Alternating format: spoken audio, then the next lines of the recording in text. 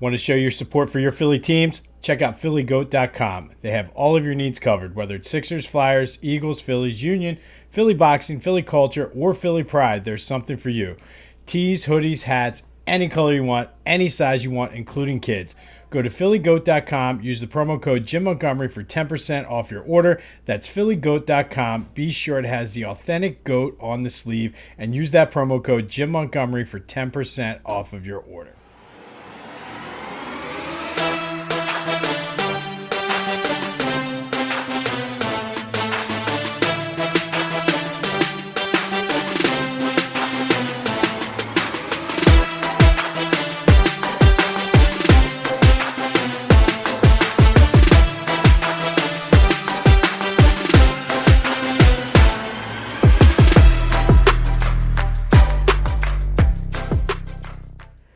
What's up, everyone? Welcome to Back to the Future, the podcast that takes a trip down Philly sports memory lane.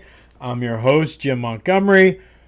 Welcome to another great episode. Thank you so much for being here. If you're new, I know we're getting a lot of new listeners every single week and every day on this day in Philly sports history. I truly appreciate it.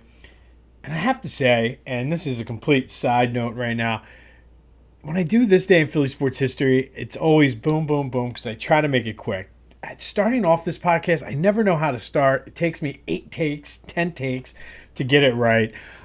So if it sounds a little uneven or whatever to start, that is why. But again, thank you. Welcome for being here. If you are new, this is Back to the Future. This is the podcast that I do weekly that takes a deeper dive into Philly sports. I do have This Day in Philly Sports History, which is a daily, just what it says, This Day in Philly Sports History. And then we go over the current state of Philly sports. So be sure to check that out every day as well if you have not yet. Like and subscribe, leave a comment, tell your friends. Every little bit helps the algorithm out as we're trying to grow. We've grown a lot over the past year, but I want to continue and keep that going, so every little bit helps. And again, thank you for being here and welcome.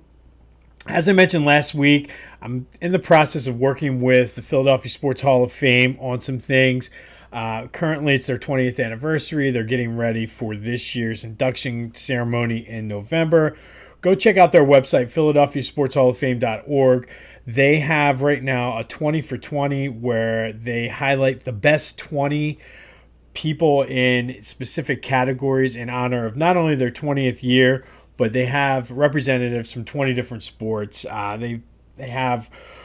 We talked last week a little bit about the coaches and mentors. They have the Olympics up. They just did the women's sports, which most of the people on that list we discussed on This Day in Philly Sports History in March when we did our Women's History Spotlight. So be sure to go check them out. That's philadelphiasportshalloffame.org. Good people over there, and stay tuned for more that we have coming in the future with them. Also, too, get some of the housekeeping stuff out of the way.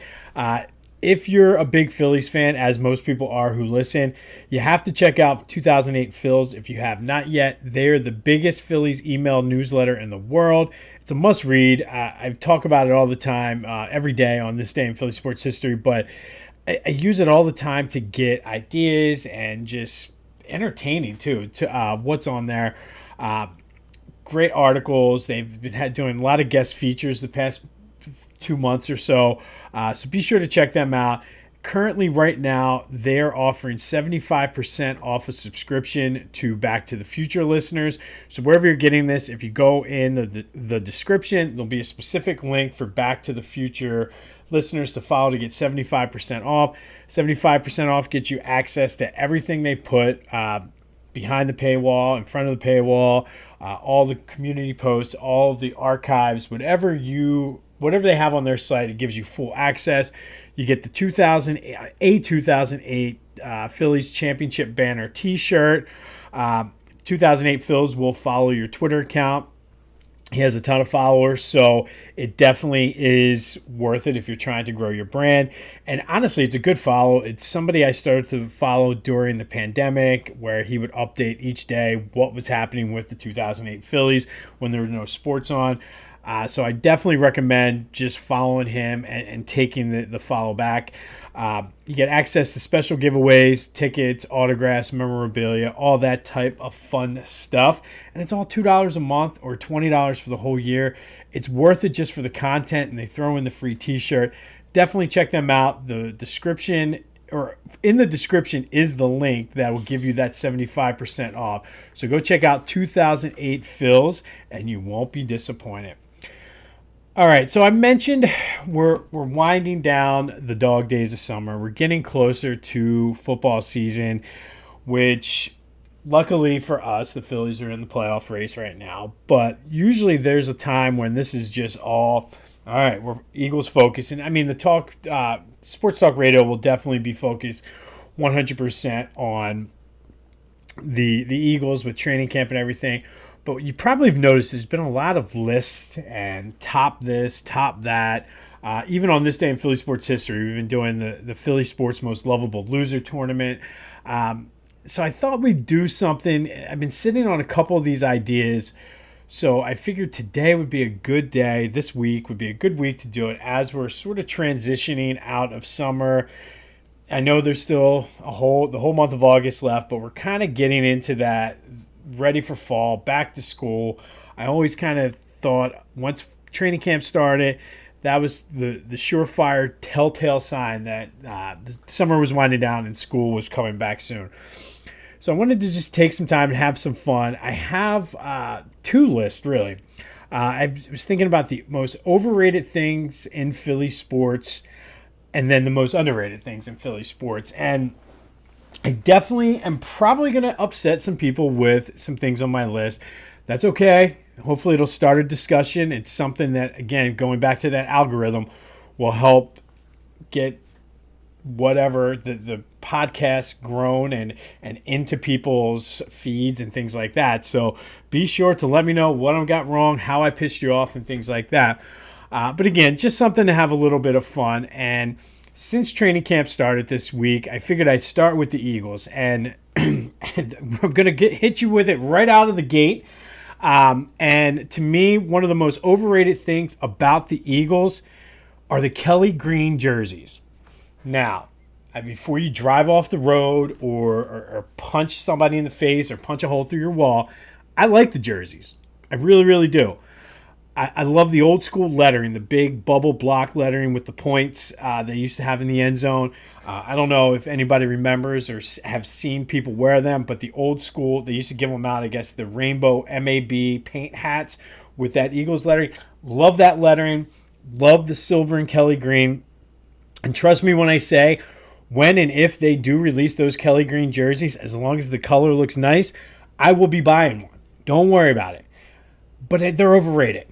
I also do like the midnight green. And for me, the midnight or the Kelly green, and I think a lot of people like the Kelly green because we're starting to get people my age or my age bracket who are starting to make decisions, or who are the executives for this, the executives for that. Excuse me.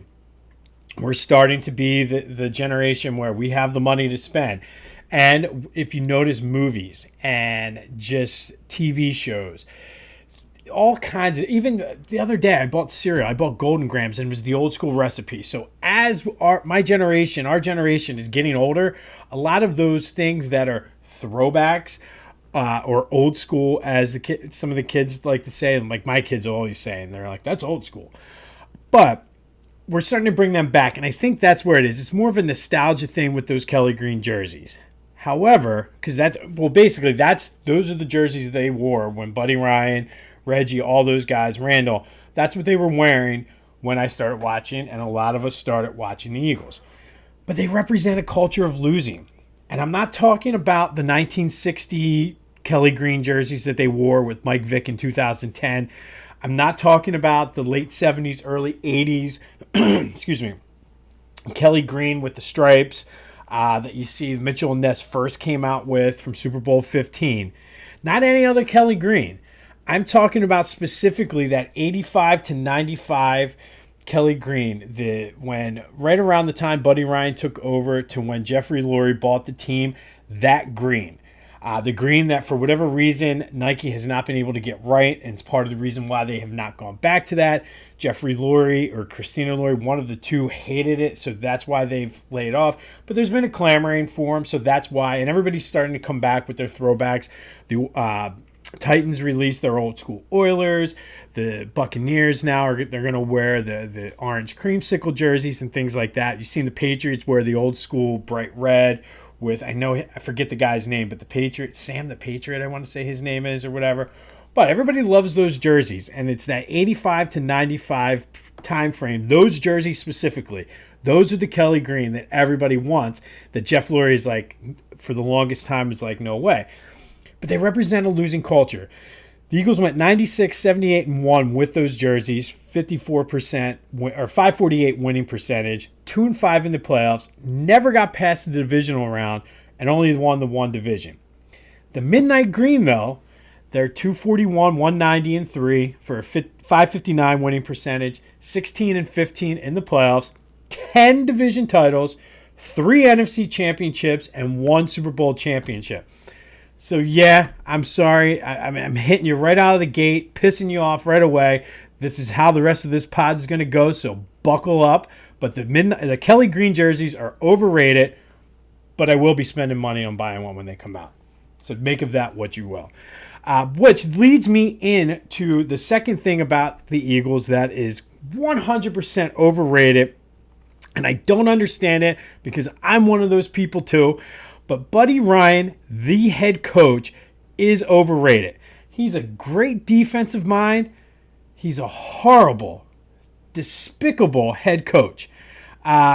Basically only won with the Eagles because he was able to build such a great defense. He ruined Randall Cunningham's career. Randall Cunningham would be a Hall of Famer if it wasn't for Buddy Ryan. Again, great defensive mind, horrible head coach. And I think he's so beloved because he basically said, and I don't know if it was, I really think he hated them, but I don't think it was pandering as much as he came right out and said, yeah, I fucking hate Dallas. And that once he said that and went after Tom Landry, that was it. Buddy Ryan, though, 100% overrated as a head coach.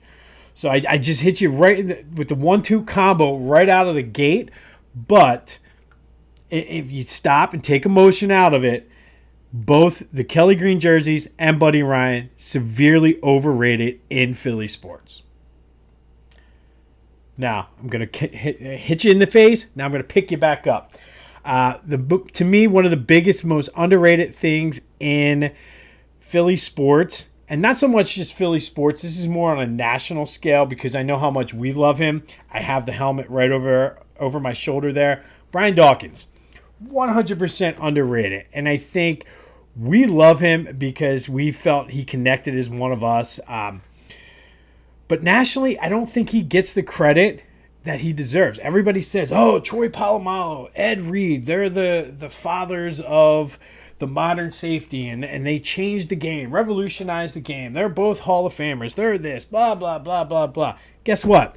If there was no Brian Dawkins, there wouldn't be a Troy Polamalu. There wouldn't be an Ed Reed. Brian Dawkins laid the foundation for Polamalu and Ed Reed. Not taking anything away from them. I'm just trying to get B-Dawk his respect. And while we're at it, they should have never let him walk away. So that, to me, that's the first thing in Philly sports, specifically the Eagles, that's underrated is Brian Dawkins. Second thing, Eagles-Giants rivalry. Everybody talks about the Cowboys. And I've said it every time I have a guest on. I always ask them. To me, it's the Giants. I think it's an underrated rivalry. It's an older rivalry. The geography of the rivalry, I'm not saying I don't hate Dallas because they're my top 3 rival as well. But for me, it's number 1. And I don't think it's even close. I mean, I think it's sexy to hate Dallas. But truthfully, if you ever meet a Dallas fan that's from Dallas, they're nice. They have sort of that southern hospitality, that southern charm. Giants fans, we're very similar. We're cut from the same cloth. We got that Northeast attitude, that Northeast sort of whatever. But we're going to go back and forth with each other. But once the Dallas guys jump in, we're both going to team up and get them. That's why I think it's an underrated rivalry. And again, I might be hitting you in the face again with this list, and it was not my intentions, but Eagles-Giants rivalry, underrated. For my money, I'd much rather see an Eagles-Giants game than an Eagles-Cowboys game. Yes, I said that. Man, you guys are it's either going to be the greatest podcast ever, or I'm going to lose all my listeners. So please don't leave. Please don't leave. Just kidding. All right, and finally, the last thing about the Eagles that is severely underrated are those Buddy Ryan defenses. He was a defensive genius. He was the architect of, to me, the greatest defense ever assembled, that 91 defense. Yes, I know he was fired in 1990, and Bud Carson sort of pulled the strings, but he didn't change anything. He was on record. The players said that they went out and did their thing. And that was 100% because they were pissed off that Buddy Ryan got fired. Buddy Ryan built that defense, and I think because of that, that defense is severely underrated, that 91. Everybody talks about the I forget what year, the 15 Ravens. Everybody talks about the 85 Bears. Guess what? 91 Eagles, for my money, are the greatest defense ever. Statistically, if you look it up, there's the argument for all the analytic people and the stat people out there. The stats will support it. To me, that team should not, with the way that offense had after Randall went down, all the crap that was the quarterback, the fact that they went 10 games and almost won 10 games and almost made the playoffs, it's because of how great that defense was. So I'll give Buddy Ryan a little bit of a bone there. He's severely underrated for putting that Eagles defense together. And that 91 defense could be possibly the most underrated thing in all of Philadelphia sports, if you ask me. And again, look up the stats. All right, if you're still listening, thank you. Hopefully I did not run you off. I did not mean to do this. It's just sort of the way it went out. But if there's any Flyers fans out there and you're still listening, hopefully you're still going to be listening in 5-10 minutes when I get done with this list. Whoo, baby. All right, let's go to the Flyers. And to me, the 91 Eagles defense could be the most underrated thing ever in Philly sports. Quite possibly the most overrated thing in Philly sports is the entire Flyers organization. Now, hear me out. They're still, to this day, living off that 74-75 and 75-76 Stanley Cup. It was the old boys network. Bobby Clark would just bring in all his old teammates to coach, be the assistant GM, fire them as coach, and put them as the president. Just basically recycling everything. And I know this could be sacrilegious to a lot of Flyers fans, but Bobby Clark is borderline overrated himself. And I'm going to say Bobby Clark, the GM, Bobby Clark, the front office person for the Flyers, 100% overrated. And he's so overrated, he makes the player kind of fall into that category. It's hard to separate the two because the Flyers live so much in the past. There's a whole generation of people, maybe even 2 generations of people, who only know Bobby Clark as the toothless guy from the pictures of the old school Stanley Cup and the guy who could never bring a winner as a front office person to the Flyers. I mean, the Broad Street Bullies, they're living in the past. I mean, for how long did they just live on that whole Broad Street Bully moniker and attitude and strategy of building a team when the entire NHL was going this way? Ed Snyder and Bobby Clark were like, nope, we're going to be physical. We're going to have the bigger team. We're going to beat the crap out of you. And did it work out? No. And because they lived so much in the past, I don't think they ever really went out to try to recruit new fans or market the Flyers to the casual fan. I don't ever remember seeing the Phillies, maybe because it was more readily available, but you always saw Phillies, you could buy a pack of hot dogs and get free Phillies tickets.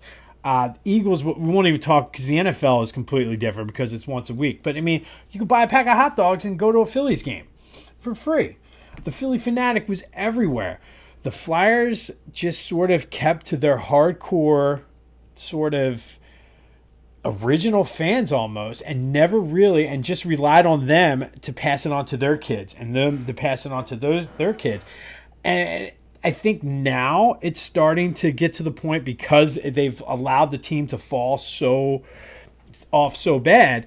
They're starting to kind of market to new fans, but man, they should have done that before, and maybe they wouldn't be in this mess.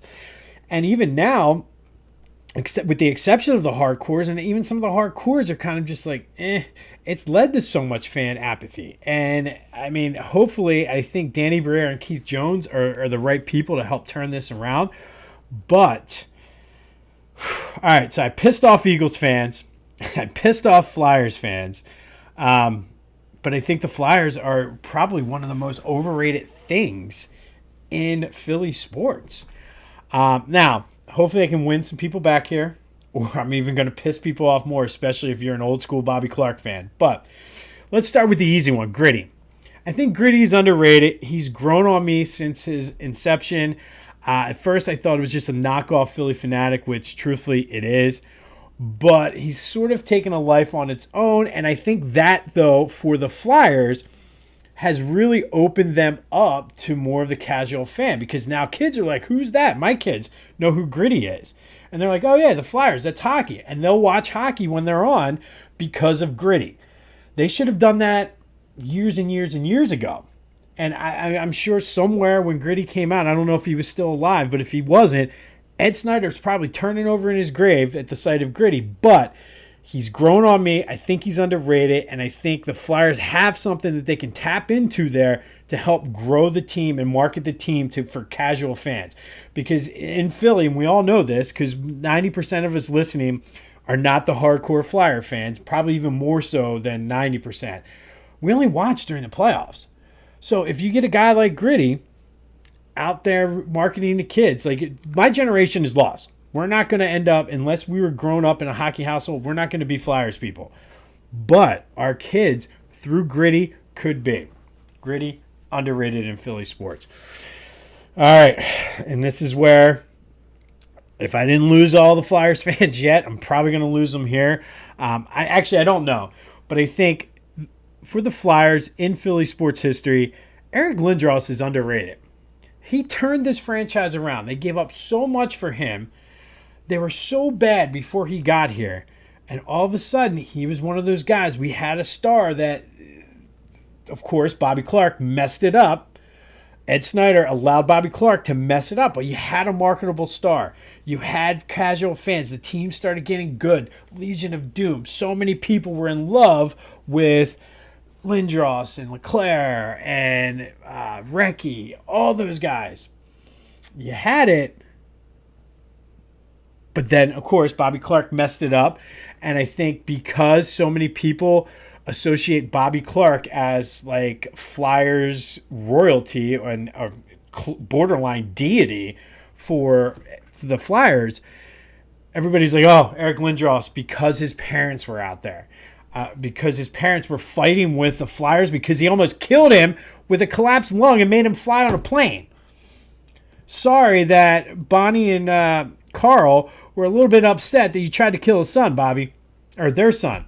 But I do think he's underappreciated, but he's that good. He's a Hall of Famer. Obviously, things are good, smoothed over now. But, man, that could have been what could have been if Bobby Clark didn't mess it up. But I do think his tenure is underappreciated because he did help turn that whole franchise around. Now, you could make the argument that they could have had a better team with the guys that they gave up. Maybe you could, but whose fault is that? Bobby Clark. Again, overrated. And finally, the last thing for me, the Flyers, it's underrated. I'm going to say the orange and black. The uniform colors, it's very unique in pro sports. And I think, again, like if I'm the marketing guy for the Flyers, you market the colors, you market Gritty, and all of a sudden you start getting to the casual fan. I don't know what that looks like. Maybe go toward like Flyers apparel. Like, I don't know. But man, that orange and black, it's definitely, I like it. It's one of the more unique uniform color combos in pro sports, even if it does look like it's Halloween. Oh, man. Well, if I didn't lose you with the Eagles and I didn't lose you with the Flyers, if you're a Sixers fan, you're going to tune out now. Please don't. But most overrated thing, if the Flyers are quite possibly the most overrated thing in Philly sports, I'm going to throw a close second is the Sixers. The entire franchise. They're quote-unquote a storied franchise and kind of market themselves as this great story, like I said, storied franchise, and we're this, and we're in the 80s, we were good. This, well, guess what? Let's break down the numbers a little bit. 3 NBA titles. One of them occurred in Syracuse back in the 50s. The other occurred in 1967. They've only have 5 conference titles, and you can make the argument, oh, well, Boston, this, well, I'll get into that in a minute. But they only have 1 conference title since 1983, which also happens to be their last championship as well.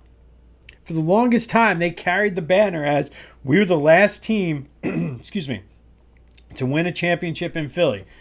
Now, as sad as it is, we've only won 2 since, but we have 2. So what are you bringing to the table, Sixers? Quite frankly, they're a second-tier franchise. They want to think they're on the same level as the Lakers and the Celtics, but they're not, and quite frankly, they never were. If you go back to the 50s, when they were in Syracuse, through the 80s, and even to last season, the Celtics, as much as it pains me to admit this, are the superior team. And yeah, so our biggest rival as the Sixers might be the Celtics, but the Celtics, their biggest rival is the Lakers because they play for titles. They've wasted so many great players and great teams. Wilt only has 1 championship. Dr. J, 1. Barkley, AI have 0. Likely Embiid's not going to have any. They just have a losing stench, and it's not related to the process. I know Doc Rivers said that, but I don't think it's related to the process. And here's why. 13 times NBA teams have come back from being down 3-1. 2 times the Suns did it. 2 times the Clippers allowed it. 2 times the Suns allowed it. 2 times the Clippers allowed it. 2 times the Sixers allowed it. And then the Sixers decided to go out and hire the coach of the Clippers, who lost 2 of them. So at one point, out of 13, the Sixers, between the franchise and the head coach, were responsible for 4 of them. That's like a third. Oh, yeah. Don't forget they also blew a 2-0 lead in the finals. And then they almost blew another 3-1 lead in 1981-82. So I'm sorry, Sixers fans. I'm out there with you. But the entire Sixers franchise is overrated.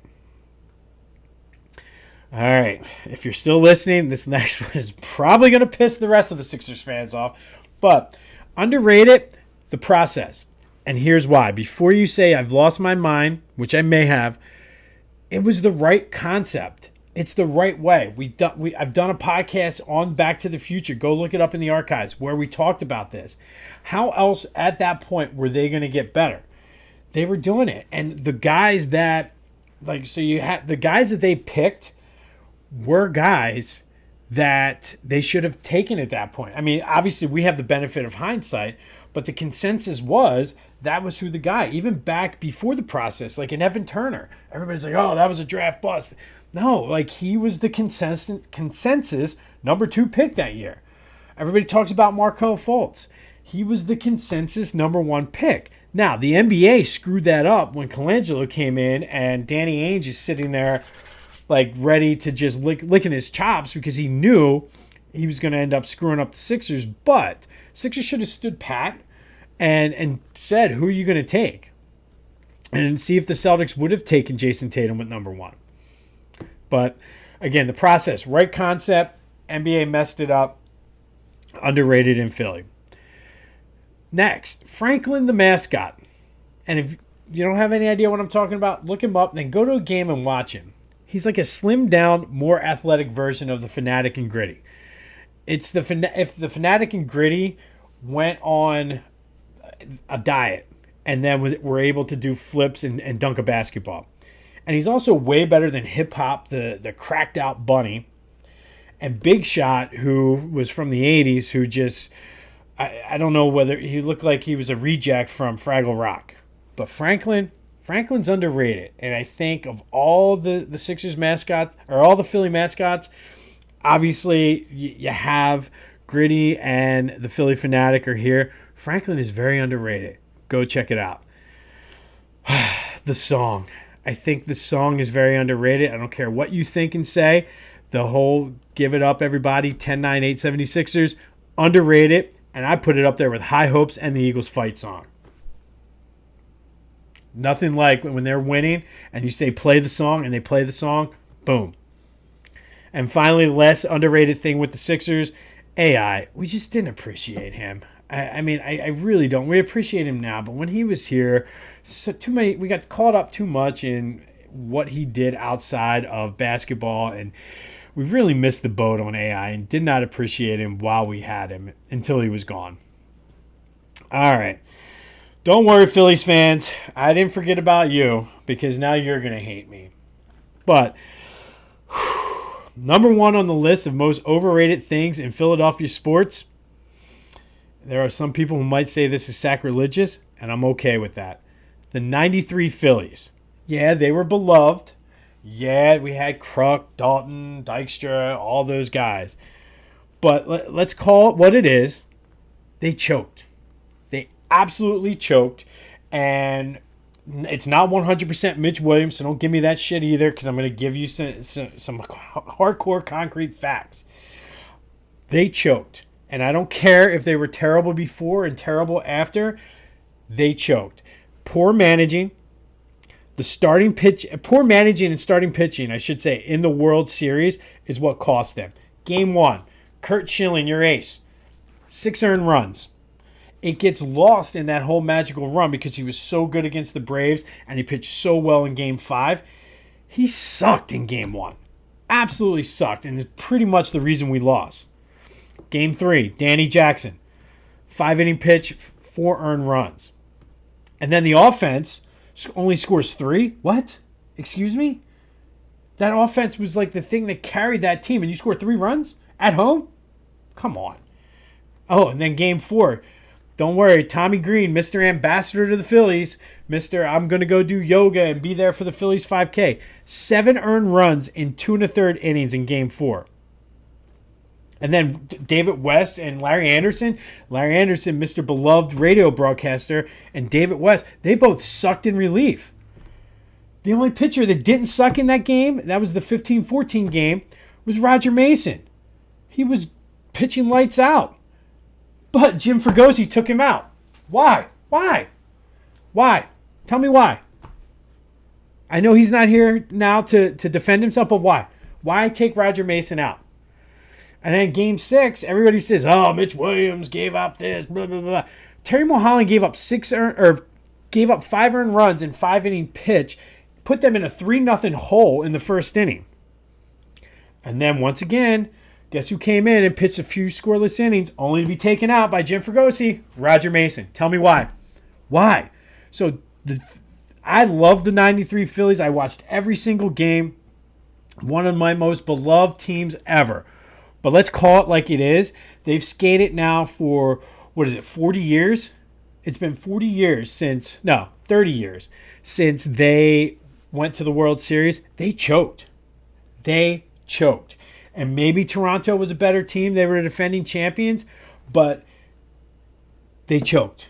They choked. And I think if it hadn't been so long since Philadelphia had won a title, it was 83 was the last time when the Sixers won. Remember, that storied franchise won a title in 83. Last time the Phillies were in the playoffs was 83. And then they were so bad after that, they would have been skewered. If that was the Sixers or the Eagles that pulled that sort of game in the Super Bowl or the NBA Finals, we would be skewering them.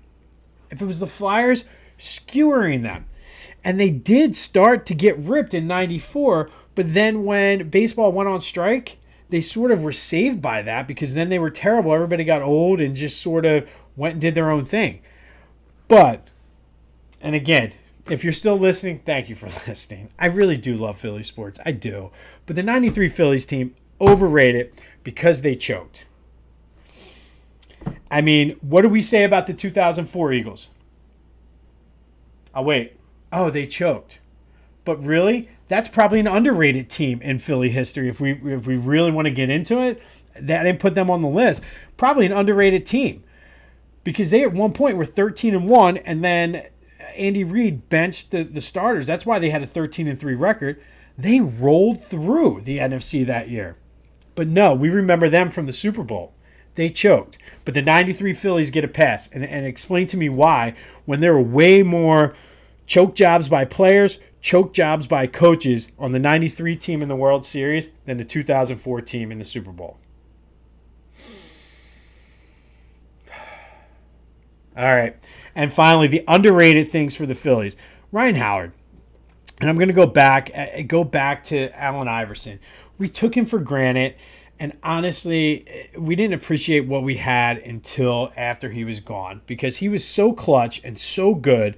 Remember in the Rockies series, he was like, just give me to the plate, boys, or something along those lines. He was so clutch. But all we remember are the strikeouts, which he was probably ahead of his time. Everybody strikes out now. Just look at Kyle Schwarber, who all he does is either hit a home run or strike out. And at least Howard would hit a double and get some base hits every now and then and walk. Schwarber, all he does is strike out or hit a home run. So if Ryan Howard played now, he'd be an all-star every year. And unfortunately, I think with Ryan Howard too, we have the lasting memory of the bloated contract and the underperformance after he blew out his Achilles. But I will say, underrated Ryan Howard. We didn't appreciate him the way we should have. Next thing that's underappreciated or underrated for the Phillies, the red pinstripes. Everybody talks about the Yankees pinstripes. I really like the Phillies uniforms, the home uniforms, the red pinstripes. They're just very clean. I don't know. I really, really like when the Phillies wear the red pinstripes when it's like a nice, crisp autumn day. Oh, they look so good. Finally, last thing that's underrated with the Phillies, Citizens Bank Park. It's such a beautiful stadium between Ashburn Alley, the ivy on the walls. It's got the open areas, like good sight lines, good seats. It's made for kids. And the home field advantage when that place is rocking is unbelievable. And I think Citizens Bank Park, everybody talks about the link and the Eagles fans. And Citizens Bank Park is very, very underrated. All right, before we wrap up, a couple quick things. And this is, if you're still listening, this is probably going to pretty much be the nail in the coffin for everybody else, and I'll just piss everybody else off. But to me, Flyers are up there, Sixers are up there. The most overrated thing in Philadelphia sports, Big Five basketball. And I know it was big back in the 50s, 60s, and even into the 70s. But, man, they're trying so hard to hang on. The teams are terrible now. At least Villanova's in a bigger conference. And it's just, I don't know what the answer is, but, like, the landscape and Temple had a shot, but they went all in on football, and the Big East screwed them. But Big Five basketball is overrated. I'm sorry. It's just overrated. And the last thing that's underrated in Philly sports, the fans' reputation. It's easy to say, oh, they booed Santa, they threw snowballs, they did this. But I think it's easy. And like you look across the country and you look at what happens at Dodger Stadium and some of the places in California, and what happens in Philly is maybe underrated is not the right word. Maybe overrated is the fans' reputation, but I think underrated is the fact that everybody's like, oh, they boo. You know why we boo? Because we understand the game, and we expect more out of our play. This isn't St. Louis. This isn't Chicago. We expect you. We're a blue-collar town, and I know that's an overrated saying, but the truth of the matter is, go out every day, bust your ass, and you'll be appreciated. And I think the perfect example of that is what happened with Alec Boehm last year when he was frustrated, spoke with emotion, and you know what? He owned it. He didn't run away from it. He didn't say, "Oh, well," no. He said, "You know what? Yeah, I said it. It was bad." And he's a fan favorite now, and that turned around like that. So before one last bonus here, and I know we're running longer on time, but I apologize. And this is really going to be the nail in the coffin for this podcast, and I know. The most overrated thing, and this isn't even sports related, this is just Philadelphia and the area. Cheesesteaks are overrated. Anybody can make a good cheesesteak. All it is ribeye and onions. That's it. You got a good roll, boom. It doesn't matter if you like them chopped in big chunks or tiny, like fine chunks like I do. Overrated. Cheesesteaks, don't get me wrong, they're good. Overrated. You're missing out because roast pork is the most underrated sandwich in Philadelphia. There you go. Yes, I'm hungry, and that's why I'm talking food, but there you go. And if you're still listening, thank you for making it this far. Tell me what I got wrong. What did I miss? Leave a comment. Send me a text message. Don't send any hate mail to my house, please. But let me know what I got wrong. What is overrated that I missed? What is underrated that I missed? What did I say was overrated that should be underrated, and vice versa? Let me know. Be sure to listen to This Day in Philly Sports History every day. We're finishing up the Philly Sports Most Lovable Loser Tournament in July. Come August, it's all Eagles. We have a question of the day each time where we'll focus on the questions going into the 2023 season for the Eagles. Check out the archives for Back to the Future. Follow me on social media, YouTube, Twitter, TikTok, Jimbo_Mont, Instagram, Philly Jimbo. Go have yourselves a week. Tell me what I missed. I'm Jim Montgomery. This is Back to the Future. And until next time, I'll see you when I see you.